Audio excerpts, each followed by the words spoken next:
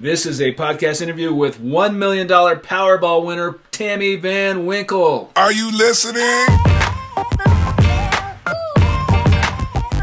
So this is a podcast interview with $1 million Powerball winner Tammy Van Winkle. Now, in August of 2020, she won $1 million from the Powerball, hitting 5 of the 6 numbers in the U.S. state of Nebraska, scoring $1 million.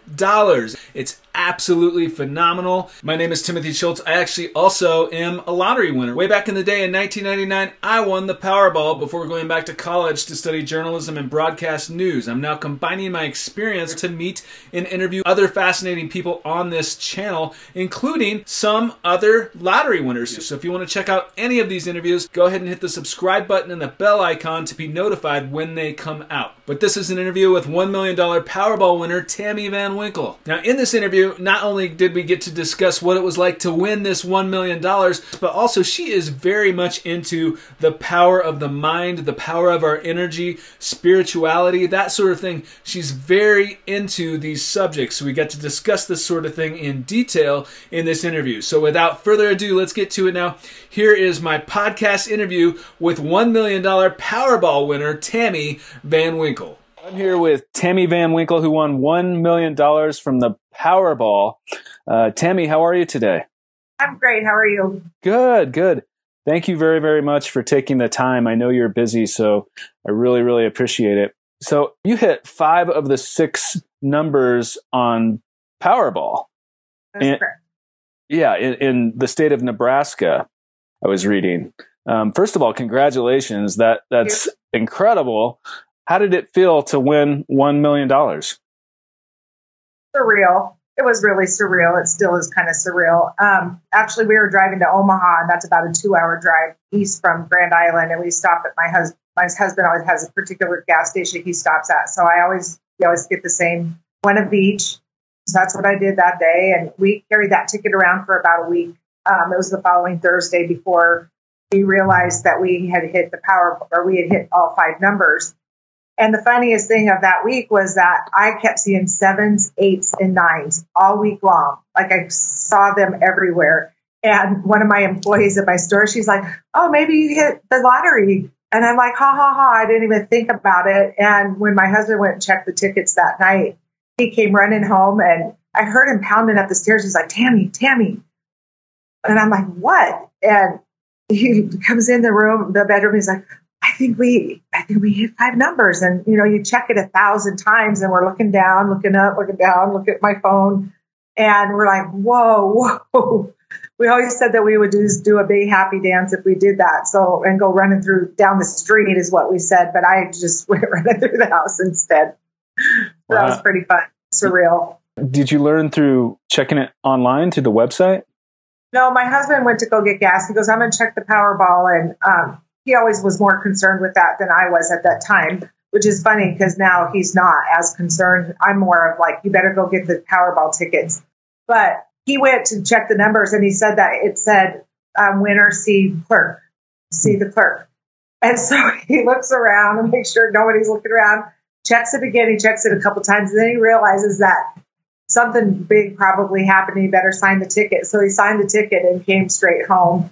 And then we looked online and saw it. And then to verify, because, you just don't even believe it, I got on the Powerball website and saw that one winner from Nebraska had hit the 5 numbers.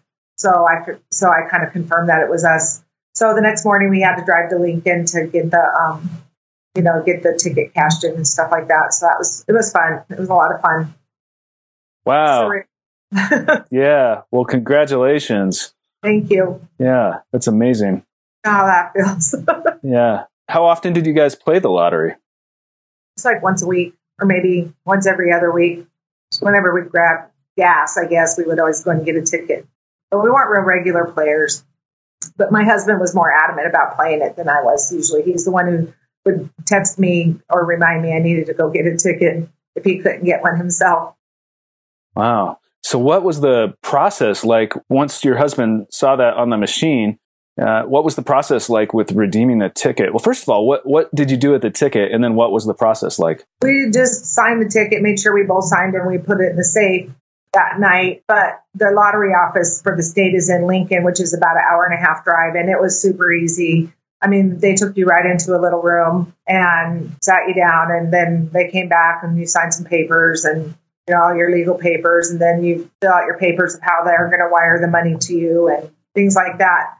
So since it's not the big jackpot, there is no annuity. You just take the lump sum. It's just a lump sum, and they take their big 30% right off the top. And so then they wire transfer the rest of it. So that's about how it goes. Wow. So you better set some back for the tax man come April. Yes. Yeah. The taxes are pretty hefty in the United States. And for people that are not familiar, the lump sum means half right away. Is that correct? No, the lump sum is just the whole amount, less the taxes. So after taxes, they wire you $590,000, I think it is. It ended up being, I think they took $290 right off the top. I can read and I can write, but I can't always math. But yeah, so they take $290 right off the top, and the federal government, and then they wire transfer the rest. Well, that's incredible. Well, yeah, it's awesome. And it set us ahead 15 years. It has set us to our retirement goals. So that's always fun. We're in our mid-50s, both of us. Well, congratulations. You? Yeah. And so what was going through your mind? You said it was surreal, but what were you thinking when you realized that you actually won? Oh, my heart was racing. I don't know. Just what are we going to do? Like, do you keep it a secret? Who are we going to tell? Do you tell your kids? We can't keep it a secret in the state of Nebraska. So once you go pick up your winnings, then they put it out on a news release, and then the phone started ringing. We were trying to take a day at the lake, but the phone started ringing with my friends. Congratulations. So, but prior to winning the lottery, to back up for 2 years prior to that, was 2018 was the time I decided that I was a stay-at-home mom and I wanted to join the workforce again. I had been working in the airline industry for like 30 years, approximately my whole life. And I did not want to go back out to the airport again. So I'm like, what can I do? I started getting interested in near-death experiences. And I had read Embraced by the Light about like 20 some years prior to that. And that always was interesting to me because it helped me when I got into recovery 24 years ago. Actually, 24 years ago today's my 24th year anniversary. So I read that book and it got me really interested in spirituality. And I got through treatment successfully and my life was changed, and I did all the steps and stuff. But about in 2017, I was living in Kentucky and that movie, A Dog's Purpose trailer came on. And I was like, whoa, that's really cool. That's just like Journey of Souls. And there are some other books out that really just like it touched my heart. And so it got me kind of back into spirituality a little bit. So as I was trying to decide for myself, what is real, what's not real, like Reiki, for example, the energy healing or treatments or sessions, how does that work? How do mediums work? And so around that time, I decided, you know what, I'm not going to listen to anybody. I'm going to find out for myself if this works or if this doesn't work. And so I started exploring a little bit, and all at the same time is when I decided to go back to work. And so I decided to open up a body, mind, spirit store, crystal store. We sell crystals, candles, incense, spiritual tools, meditation tools, basically. And so I was thought, well, that would be fun to open that up. There's spots in downtown Grand Island. I could do that. And so that's when I started to try to manifest money and also trying to find a life's purpose. So I did a few things like Googling stuff online that had to do with law of attraction. And Mark Cotton, I know he's been on your program. I was following his Facebook page and doing some exercises that he had, like 5 by 5. What I remember writing down 50 times for 5 days, like a mantra, like money is available to me. So that's what I was doing. I was writing those things down. I was visualizing, trying to figure out how to come up with some money to start this store. Well, I ended up meeting up with a lady in Denver at Discover Your Spiritual Gifts, and I ended up hiring her as a consultant or whatever. And she helped me start up my store, and that kind of was forgotten. And she helped me get a business loan. So when I was visualizing those lottery things, and I was also doing some auto writing and some different things And in the auto writing, it said I was going to, or like, you're going to play these numbers to win the lottery. I'm trying to find those papers, and I can't. But I was trying to do all this stuff with the lottery, and then I just kind of set it aside for several years and started running my business. So when I won the lottery, really after, the initial shock wears off and everything, deep down, what I want to know is how this happens. Is this random? Is this not random? How does it work? Then like a week later on the news, I heard about a guy who did win a jackpot. He dreamt the numbers. And so I have always tried to explore the spiritual aspect of how these things work. With the law of attraction, you sending out the frequencies, but there are millions of people doing that. A guy on Gaia channel, Bill McKenna. Are you familiar with Bill? I'm familiar with the name. I don't know him, but talks a lot about the law of attraction and like our field around us. Everything that's ever happened or going to happen is in our energetic field, and everything's information being sent in and out. And how you can kind of feel out where in your field the possibility of something happening is going to be. Try to grab onto that. And he even said in his in his interviews on the Gaia channel, everybody is trying to win the lottery. So what is it? And I don't know the answer to it. What is it that transpires that happens to? Is it random? I mean, do you believe it's random? I mean, for myself, I had a vivid dream about it and believed that it was going to happen, and then it happened. And there are the people out there that think that a million people dream about winning the lottery, and it's just a coincidence that eventually someone is going to win that has had a dream about it. So there are people that believe that. But for myself, I've had many dreams that have come true. The lottery is just one of them. But I met a lot of lottery winners that have had experiences and prior to winning that have led them to believe that it was going to win. And I can't speak for every lottery winner. I've also met lottery winners who think it's just completely that it is just mere luck. I've met people that believe that, but overwhelmingly, most people believe that it's not. It's pretty interesting. Yeah, that is very interesting. And winning the lottery like that just raises more questions than it gives answers to. Because then I'm just the nature of the business that I'm in. We have people that come into my store and do classes about law of attraction. We're always trying to think of, the sending out manifesting things and sending out the vibes and whatever you want to call it. A lot of people in my store are really into that. And a lot of people don't know about my winnings, especially the younger crowd. And I could teach classes on maybe what I'm doing works, maybe it doesn't, because the thing behind the stuff, or like when people say, oh, you're so lucky, how did you win the lottery or whatever? Well, did you buy a ticket? And they're like, no. Well, then, first of all, you'll never, ever, ever win the lottery. You will never win it unless you go buy a ticket. First thing you have to do, if you're going to manifest something, and it can be with anything, you have to put some action behind, that energy that you're trying to put out there. You can't just sit there and wish and hope you're going to win a lottery if you don't enter the lottery to win it. So, first of all, there's so many things I want to ask you about, but how does this tie into, you mentioned that you were in recovery and today's the anniversary of that. So what exactly was that? And how did that inspire you to visualize the lottery? When I was about 20 years in recovery, my mom and dad gave me a big trunk of items that I left in their attic. And when I was going through that, I found a bunch of papers from the time I was in treatment. And I found a piece of paper that I had written out, my ideal career.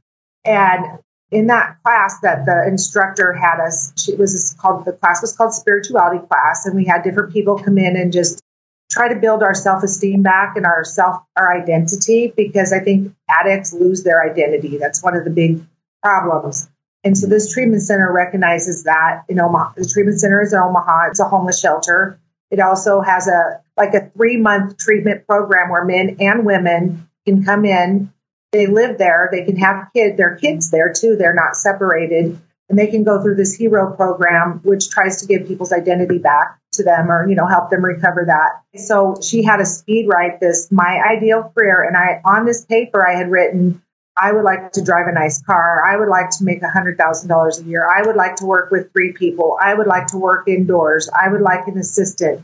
I love to shop. I love to meet inspirational people. And I had written all these different things down. And when I looked at that, I was like, oh my God, I want to meet Oprah. And I remember it specifically because I'm not sure what year the Powerball started. It was around 97. It was in the late 90s, I think. Mm-hmm. And so I remember dreaming about that when I was sitting in treatment. Man, can you imagine winning a Powerball or what, money could do for people? And so I remember that. And so I looked at that piece of paper, though, and I was like, wow, I have done a lot of things on this piece of paper. I've done a lot of these goals that I have written out 20 years ago. I completely forgot about what else can I do to complete this list. And so that's at the time, too, I decided to open my store. I'm like, that would fit in with all these different things. So I actually have inspirational people, or I have people that have written motivational speakers is what you would call them, or people to teach spirituality classes come right into my store and do that so that I can try to help people as well. Sometimes I believe like that lottery. We invested in my business. We invested in the building. We got it all situated.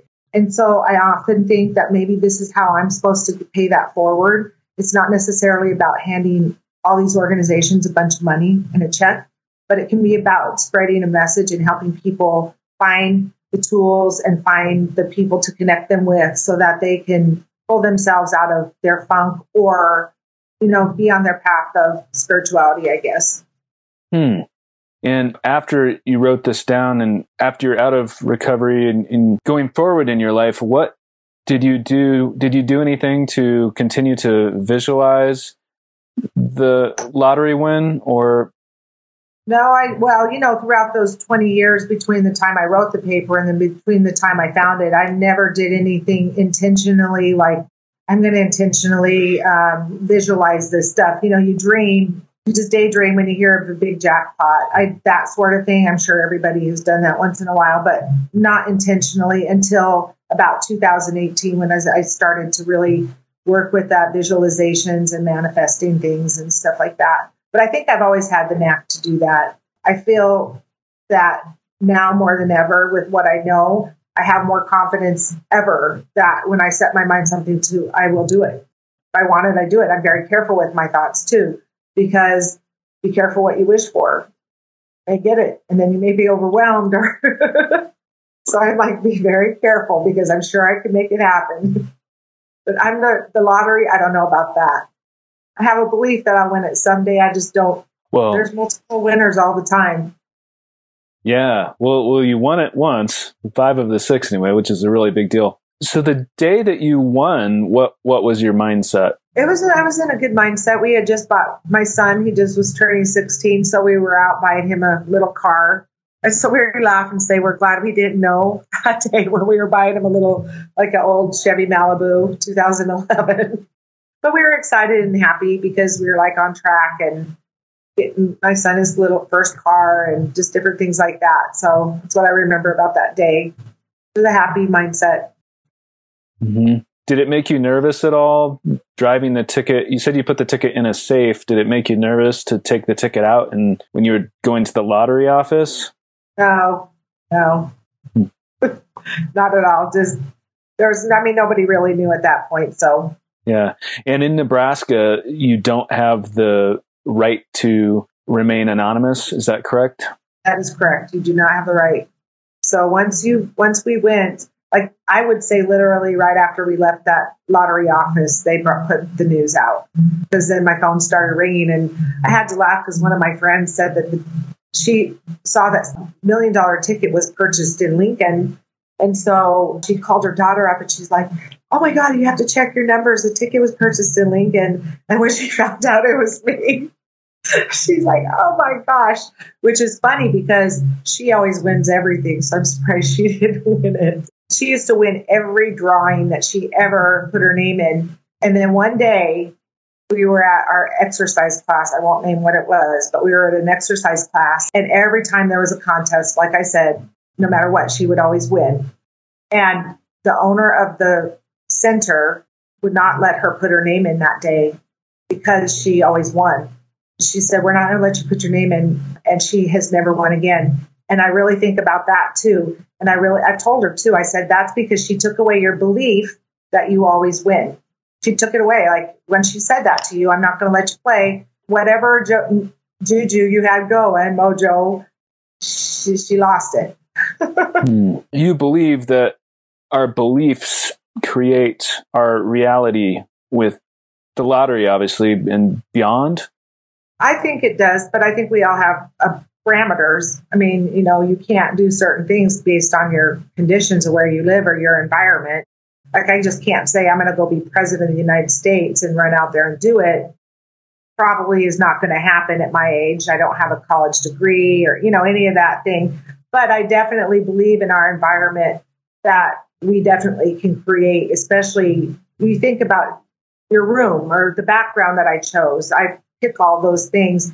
And what blows me away is that The Sims, I don't know, is that a Roblox game or I don't know who it is, but my daughter plays it a lot. And I'm like, oh my God, that's like a reality. It's the same thing. She creates every little piece of that life that they have pretty much, what room they sit in, where they go, what they do. And we do that all day. And those choices we make create the reality we live in. But I definitely think there's something to it. And I think Mark Houghton said, but we have a superconscious or a gatekeeper, I think he said once. So you have your conscious beliefs and then you have your subconscious stuff that you have to kind of power through and change those beliefs. He goes, but then there's one more gatekeeper, your superconscious, that you have to really get through. So you may think you believe in something, but do you really believe it deep down? But so I think there is something to that. Yeah, that's very fascinating. He's a really interesting person in quantum. For people that aren't familiar, he's really into quantum physics, and he has a YouTube channel here and talks quite a bit about the lottery and has won various prizes. He has. Yeah. Interesting to listen to him because what he says is very truthful. I believe it. What a lot of people say about the law of attraction. But a lot of people, I don't think, take the steps that it requires to, and I'm not saying the lottery, but just manifesting something in their daily life, say a new job or things like that. You can't just say, I want this new job and visualize yourself in the new job. Feel your feeling of how you're going to feel in the new job. The job still might not come to you. You got to take steps to get yourself the education you need to have that job. You got to know, are they hiring at that? You know what I'm saying? You have these steps you have to take, and not everybody can take those steps or know or have the resources, I guess, to find out what steps to take. And that's where other people's help can come in. You ask questions. And so I don't know, there's something to that too. First thing, if you're going to win the lottery, did you buy a ticket? Well, then how? If you didn't buy the ticket, you're not going to win for sure. Yeah. If you buy a ticket, you literally have a chance. But if you don't, you literally don't have a chance, Yeah. My sister's like, oh, wow, and emotional about it. And I'm like, well, do you buy tickets? And she's like, no, I don't. Well, I don't know what to tell you. Yeah. Yeah. What are your thoughts on, I don't want to get too deep here, but what are your thoughts on God and energy being connected to a higher source? Because we have a lot of people that watch this channel that are really into that subject. Do you think that ties in at all to your lottery win? Well, yeah, I think it gets into soul contracts. And that was another aspect of this. Is this a soul contract? When I was doing those auto writing, I was channeling. I don't know who I was channeling. I thought it was my guide or my angel or whatever, but I was literally writing stuff about different soul contracts and how things are decided before you come here and maybe different experiences. And so I don't know if that ties into that. I would love to know more about that. And for people that aren't familiar, auto writing is that getting the information from another source? Well, I hear two different ways that people describe it. Some people say auto writing, you just are your higher self. You're just writing every thought down as fast as you can. That's what I did when I wrote that, my ideal career. Then the other auto writing is where it's automatic writing. And the difference would be, and I guess you would have to say the difference, is you're channeling something. You could be channeling your higher self. You could be channeling a guide or an entity. And I was channeling something because I was getting this information. I have no idea, like about soul contracts and about how things are decided.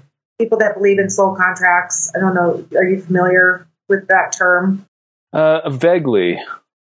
A lot of people believe that before we come here, we come to choose an experience or have different experiences for soul growth, and that we actually kind of decide these things ahead of time. We come down to earth and we incarnate into a body and have different experiences, like I said, were decided upon ahead of time. And we have free will in those, but some things are set in stone, possibly. People we meet, some people believe there's no chance encounters, no coincidences. Everything is for a purpose. And I do believe that, but I do believe we have free will and that every possibility, you get into metaphysics, is out there. It's like a movie with alternate endings. The movie's already been made. It's already out there in its entirety. But when you watch it, you're watching it frame by frame by frame. So, but as far as my connection with God, I absolutely do think that that's very important. One of the things that changed my life, too, is I started reading about the near-death experiences and joining a Facebook group with a lot of people that have had them, and they're all very open to answering questions.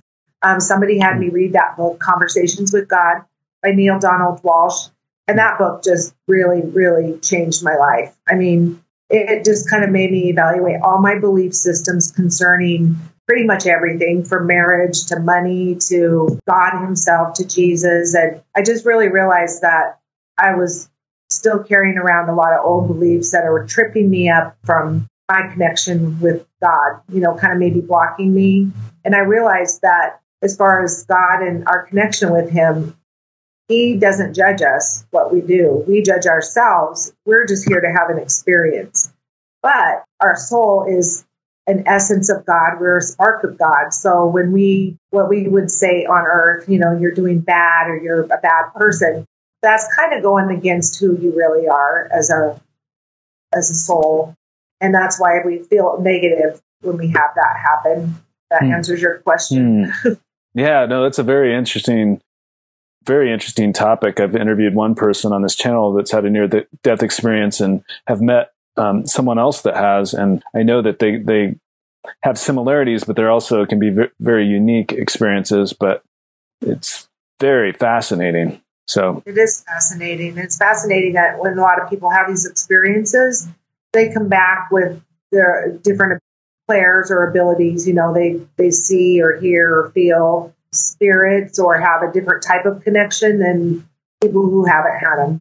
Mm-hmm. Yeah, it's really interesting. And quantum physics these days really points to what you were saying, to having all these different possibilities that are all happening sort of at the same time, but we're just seeing one reality. So that's very fascinating as well. And so what the science says behind some of this is really interesting. But what would you tell someone that's skeptical about this type of thing? Because a lot of people very much believe in this type of thing. I'm very curious about it. I'm very fascinated with it. But what would you tell someone that's skeptical about this type of thing? I always say run your own experiments. I always read up for myself. I don't really want a church to tell me what to believe. I don't want my parents to tell me what to believe. When you ask a priest, is going to a medium wrong? You're going to get the priest's viewpoint or the Catholic viewpoint. I think that these type of truths are inside of us at all times, and we really know the answer deep down to many of these questions, and that we just need to know for ourselves and not rely on outside influences to these truths that are inside of us. And I can see it every day in my store when people spark. When they come into the store, they hear something, or they want validation for something that they already knew inside. They'll ask, "Oh, what's your opinion on what crystal do I need?" And you can tell them different things associated with their different chakras, but they'll gravitate towards one thing, and they'll already know deep down inside what they really want or need. And people even going to mediums, and I love mediums, and I think they're valid and they have a place. And you have your mediums, your psychic mediums that make connections with people who have passed. But then you have your intuitive mediums that you can go get a reading from. They may use cards. They may use a pendulum. Those type of mediums, I believe, are great if you want some verification. But those type of answers are already inside of us when we dig deep. We don't need anybody to ask, is this man bad for me? Is this relationship wrong? You know the answer. You don't need anybody else to tell you. So that's the kind of thing I'm interested in too, is getting people to really just tap into their own own selves for those answers, not rely on others. And then like energy healing or mediums, I encourage people, if they have any curiosity about them, to just check it out for themselves. Just go to a public event or watch something on YouTube. Try to verify for themselves whether that rings true for them or not true for them. And your crystal shop is in Grand Island, Nebraska? That is correct. And what is it called? It's called A Higher Plane. And the full name of it's A Higher Plane Tools for Spiritual Living. So we sell like I said, the crystals, singing bowls. We have classroom space here where we bring people in from all over the state and even out of state for sound gardens, drum circles, workshops, anything that has to do with anything spiritual or metaphysical that is interesting and people want to learn about. I'm really into all that stuff, just very, very interested. So that's very fascinating. I hope to visit your store sometime. All of this is really, really fascinating. I just want to get back to the lottery real quick. Has it changed any relationships for you?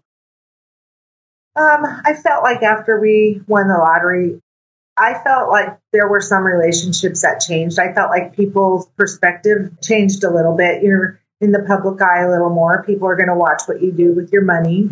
Are you going to run out and buy this big fancy house? Are you moving? We did have my lottery dream home call, and I just laughed and said, no, we're not moving from our house. I mean, there are some people that they do that. We did end up remodeling our kitchen, or we're in the process of doing that, but we just stayed put. We invested it in our business. What advice would you give to someone that wins $1 million? It just depends on where that person's at in their life financially. Like I said, I'm in my 50s. My husband is a pilot for UPS. We were in a completely different place. And if somebody was 21, you were young when you won your lottery, right? You were pretty young. Yeah, 21. Yeah. That's a lot different than 51. You're going to have a whole different mindset. So I guess I don't have a whole lot of advice. Just set your money back for your taxes and come April 15th and try to do something that, I guess my main thing with people, if it was just $1 million, even when you're young, that $1 million would, after taxes, will not last you your whole entire life. You cannot quit your job over that. If you're 50, you might be able to do that. It just depends where you're at. But I read over and over on these websites about people just blowing all their money instead of finding a way to make that money continue to make money for them as they go along in their life. Like yourself or myself, now I have my business paid for. I can continue trying to help people that stress is off of me. And I continue to try to help people, tell them about near-death experiences or meditation or anything like that without having the fear of lack or, am I going to make enough money this month to keep the doors open? Mm. So I feel that's really important. And I feel like that's where a lot of people may judge me and see a different perspective. When you're not handing somebody money, when you're trying to teach them something or help them better themselves, you're doing something that will last a long time. Where if you hand somebody money, say somebody has, for my example, coming out of recovery, if I would have won $1 million, it probably wouldn't have been a good thing. Mm. I may have gotten out of poverty for that minute, but I also did not have the other support systems in place at that moment to have me have a healthy life, like a family support system, your friends, your spirituality or your connection with God, the things they talk about in AA, which AA gives to people, helps them with those other support systems that people are lacking to stay in a recovery. So you can't just give somebody money if they are lacking other support systems and expect that money to help them for a long, long, long time. I just don't believe that. Mm. And I've read books on that, like Understanding Poverty in different textbooks. There's a lot more to that. And I think people think when people win the lottery, they should just give it away. You should just give your money, help the poor, just go, and it's not like that, I don't think. Mm. You could do some of that, but you can't give it all away. You'll just end up with no money. How is that money going to continue working for you so you can continue helping people? That's the trick, in my opinion. Yeah, of course. It really can vary with how much you win, but you always have a means, no matter if you win 200,000 or $1 million or 50 million or 100 million, there is a means, and it's better to only give what you want and not, overspend. Right. Regularly give all their money away. I just read on, it might have been the lottery winning web Facebook page. Some man said, I don't understand. I give all my money away. I helped everybody. And I thought I would get it back. He really thought people would give him the money back, or the law of attraction, it would come back to him. Well, it might come back to him in other ways besides money, currency, for sure. But what he ended up with is no money. And now he's sad, and he's like, well, you just need to educate yourself on that kind of thing before you go out and blow. I don't call it blowing. I mean, I'm sure he helped people for that moment, but it's such a short, I don't want to explain, such a short time. You can help them one time. Try to educate yourself a little bit. Do something that's your passion. Let it enable you to live your passion out so that when you're happy, everybody around you is happy. You're productive. You're living your dream. You're not out shooting people. You know what I mean? So that's one good thing about the lottery. It can help you live your best life and continue helping people in that way. So I'm sure whatever you do, however you spend your money or whoever wins, is authentic to you and helps people in its own way. The lottery seems to magnify personalities. So you're a bigger version of yourself, whether you're not always for everybody, but that's what I found in just generalizing, whether you have just a couple 100,000 or a couple 100 million, it magnifies you. And if you have vices, or like you mentioned, if you were still in treatment and you won, or, at different ages and where you're at in life, it could be a positive or a negative thing, but it just makes you a bigger version of yourself. So, like right out of treatment, when I was 20, or actually was 30, but right out of that point, I probably would have given it all away, thinking, oh, look at all these people I'm going to help. I'm going to give you and you and you and you and everybody, and then the money's gone. But yeah, I do agree about magnifying. And I don't know, there's situations where I feel it's hurtful. Well, you won the lottery, you should know, or you should be able to pay for this. And it's not like that. You still just can't be foolish and just blow everything. You just can't. No matter how much money you have, you won't have any. Yeah, that's very, very true. I've had to deal with a lot of that myself over the years. And then I did want to add, we were talking about lack, or I was thinking about lack, and I've contemplated lack.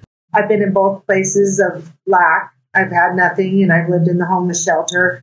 And then now I'm doing great, and I have what I need to live comfortably and then some, and I'm very grateful for that. But I have noticed that people really believe that it's better to learn your lessons in your life, or even your spiritual lessons, from a place of lack. And I believe a lot of religion teaches you that. Be poor, give all your money away. It's better, it's more virtuous to have nothing. My kids' classmates, or even my classmates, or even what I believed in high school, coming from a place of lack, that people that had money are mean, or they're not nice, or they're not generous. In my teenage years' eyes, you didn't see what was going on behind the scenes and who I thought was rich, what they were doing to help the community or anything. But it's easy for people to think lack is the best way to go. They don't see that there are their own lessons in having the money. They don't see that, but there are plenty of lessons that are to be had for growth. And it can be lonely too at times, because you have to be careful of who you talk to. Because if you talk too much about it, then you're seen as, well, that's how she wants to talk about is her money. Or so you just have to kind of judge every little situation all the time of what you're going to say to people, even though it's close to you, except for the ones in your immediate family. But anything outside of that, it's like you don't want to make them jealous, or you don't want to create hard feelings or come across as greedy. So it's constantly trying to think of how I'm portraying myself. Yeah, I completely empathize with that. And I've had to learn to navigate that, as well as how to talk to people about that. And I don't, obviously, I'm here on this podcast, but I don't go around talking about it just randomly. Yeah, you try not to, and it's not something I want to talk about, but sometimes I like talking about, the store, growing the store, different things like that. that aspect. I'll talk about that a little bit. But at first, the winning and that feeling and that initial rush does wear off quickly. You acclimate in several days to your new reality. And then the hard part sets in. It's like a new frequency. It's like, yeah. So how did you acclimate to this? We just did a few things around the house and just kind of set the money to the side. But we asked several people. Most of the people with $1 million were like, you know what? You don't need an accountant. You don't need to go talk to a lawyer because for $500,000, or $600,000, you just don't need to do that. So we just decided the best course of action would be to get everything paid off. And, we did that and didn't pay for everything off since we had a business and, our home and stuff like that. But again, if I was 20 years younger, it'd have been totally different. Yeah.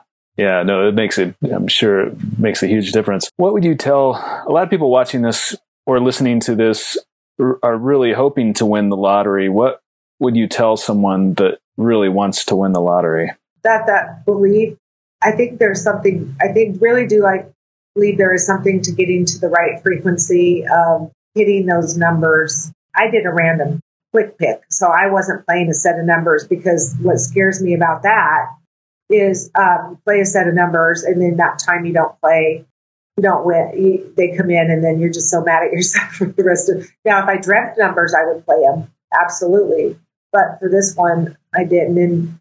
And the other one is just probably enjoy it and breathe. And it was a fun experience for me. It wasn't bad or negative in any way. We were able to keep our wits about us and not go too crazy. We did go out and buy the kids new AirPods or whatever. That was their treat. But we didn't go hog wild.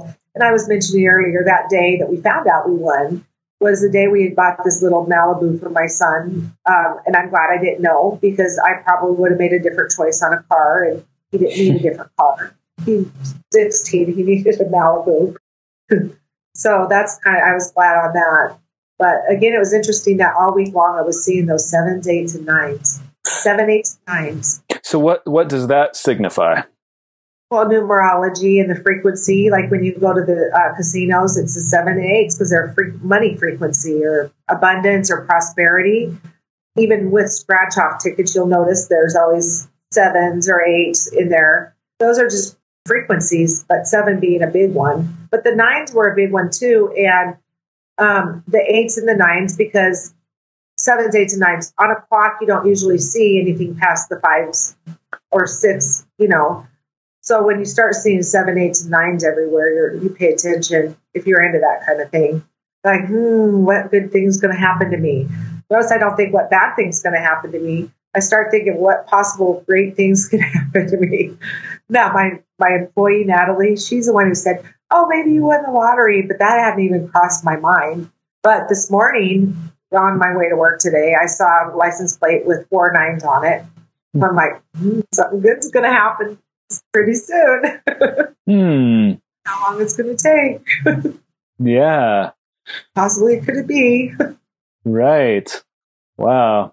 I know Mark Houghton is really into that stuff as well. Yeah. Do you still play the lottery? Secrets. Yeah, I still do. And I've tried not to, for a while, I was starting to buy too many scratchers. And I mean, when I say too many for me, spending more than $40 a week is way too much. So I'm back down and not buying those. Yeah, you can get really caught up into that too. And I don't want to go down that road. So just trying to play it the way I was playing it before when I go into the gas station. Yeah. Or you fill a Powerball. But I have read about people that with scratchers who literally just stand there until they feel like which one is right. And then they win. I mean, they do often. Yeah. Some people are able just to pick up that kind of thing. Yeah, it's very interesting. And then there are the people that have won multiple times. That's that's really interesting as well. Yes, because they believe they will win again, especially probably after the second time. They're like, okay, I know I'm going to win again now. But, like Mark says, but I still have that belief deep down, will I really win it again? I doubt it. That's what you got to overcome. In fact, the week I won it, we found out on a Thursday, and I was already planning on going to Denver to my rock shopping trip. And so I picked up my tickets in Denver at the gas station, and I won $300 on the Lucky for Life. And then I was mad at myself. Well, not mad, but that was like, I should have been playing this that day I won. I should have ran right out and bought more tickets. I really, really should have, because I think whatever happened wore off. But the first reaction I had after I won was, I'm not going to play again. I don't need to play. I already won. And then after a while, I'm like, am I crazy? Still need to play. No, yeah, no. A lot of people do continue to play. Some people do, win multiple times. It is very, very fascinating. So yeah, it's very interesting. We are running kind of short on time here, but is there anything else you wanted to say today about any of this? Visualization, manifesting your lottery win, anything that we didn't talk about today?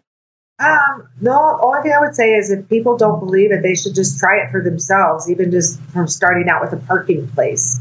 Trying to visualize a good parking place and expect that good parking place is going to be there for them when they pull up, because that's a great place to start. It happens to me all the time. I always say thanks, angels, because I always believe my angels always help me out in those respects. But people can sit there and scoff and they can do whatever they want. But unless they actually try it for themselves, they're never going to know. They can just not believe it. That's fine, whatever. But if you want to kind of experience it for yourself, try it. I guess that would be my only thing. Try these good things that people are saying. Try the law of attraction. It is not going to hurt anything for sure. It doesn't cost anything to think positive and to try to change your thoughts to positive things. Instead of saying, oh, I can't do this, to say, I can do this. And the funny thing is like when I was starting my store and I was typing on my phone, I would always type Tammy Van Winkle, but I would hit the C and it would always say Tammy Can instead of Tammy Van. And I noticed that and I'm like, Tammy can, Tammy can, Tammy can. And I say that over and over, Tammy can do that. And so that was like a written affirmation too. But doing those things can only bring good things in your life when you're not focusing on the negative. And that has been around for centuries. Don't focus on the negative, focus on the positive. What you resist persists. You have to think good things. And I just believe in that wholeheartedly. And it's not always easy to do, especially when you're in a negative place. Sometimes you can just look at happy pictures. Puppies, babies, monkeys. All of the warm, fuzzy, positive things. Absolutely. Have a few things on your phone when you're not feeling so positive so that you can pull those out and just not help but feel a little bit better. But again, I know it's not always easy to do, to stay positive and think those things.